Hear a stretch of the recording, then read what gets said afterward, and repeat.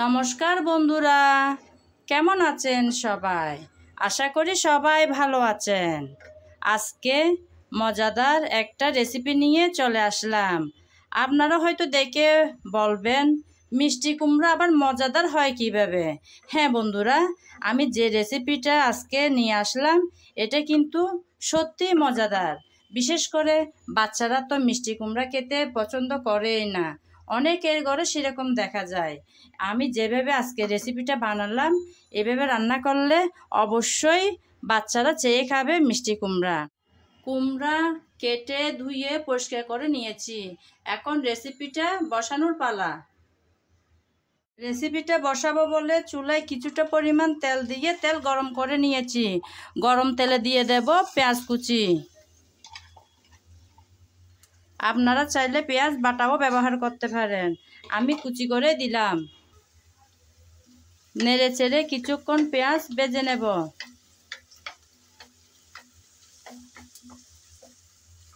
হালকা করে নেড়ে চেড়ে ভেজে নিয়েছি। এর চেয়ে বেশি লাল করে ভাজবো না, কারণ আমি আজকে চিংড়ি মাছ দিয়ে এই রেসিপিটা বানাবো।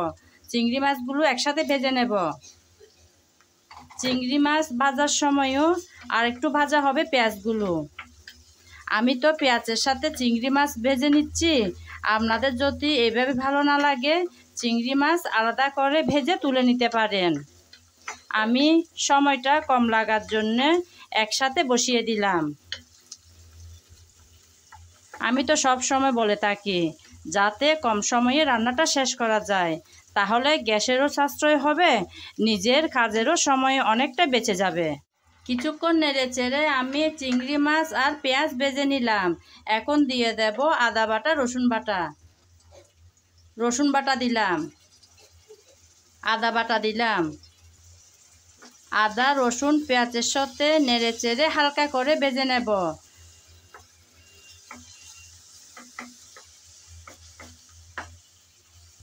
হালকা করে নেড়ে চেড়ে ভেজে নিলাম। সুন্দর একটা সুগন্ধ ছড়াচ্ছে। এখন দিয়ে দিলাম হলুদ, জিরা, ধনিয়া, গরম মশলা পাউডার একসাথে, স্বাদ মতো লবণ।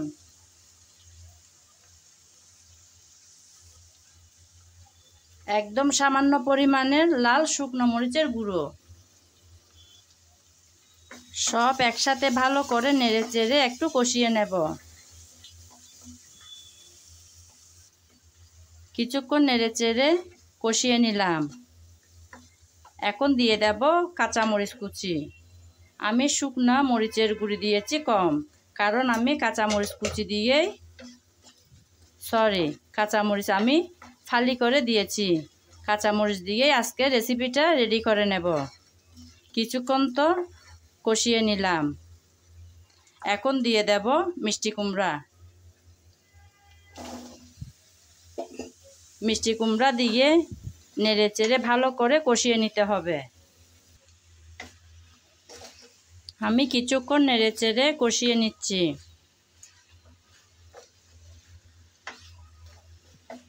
আবারও 2-1 মিনিট ঢেকে কষিয়ে নেব। ঢেকে দিলাম 2-1 মিনিটের জন্য। আমি তো মিষ্টি কুমড়া রান্না করব, সেই জন্য ঢেকে দিলাম। যদি মিষ্টি কুমড়া ভেজে খেতে চান তাহলে ঢাকনা দেবেন না, পানি বের হয়ে যাবে, তখন কিন্তু আর ভালো লাগবে না খেতে।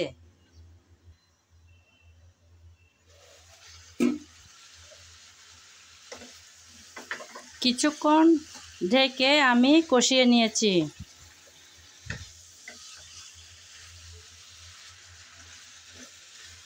আর কিন্তু কষাতে হবে না।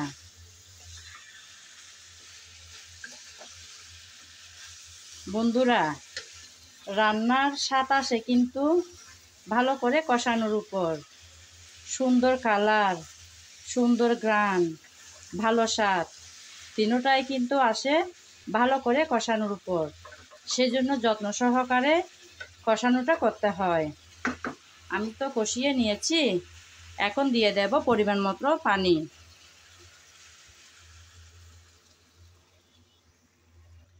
এখন ঢেকে রান্না করে নেব কিছুক্ষণ।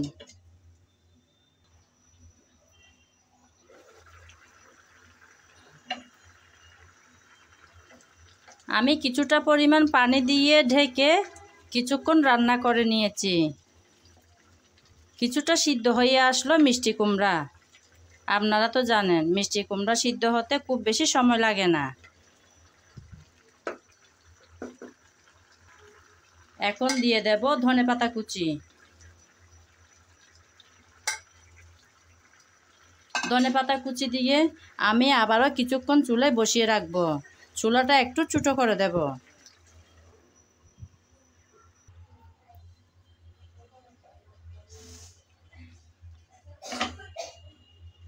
বন্ধুরা, আমি ধনেপাতা কুচি দিয়ে চুলার আগুনটা ছোটো করে দিয়ে কিছুক্ষণ বসিয়ে রেখেছিলাম। রেডি হয়ে গেল মজাদার মিষ্টি কুমড়ার ঝোল।